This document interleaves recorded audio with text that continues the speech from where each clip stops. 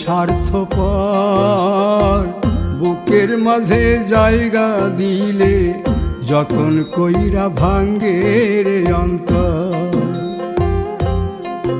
মানুষ বড়ই স্বার্থপর রে, বড়ই স্বার্থপর, বুকের মাঝে জায়গা দিলে যতন কইরা ভাঙ্গে রে অন্তর।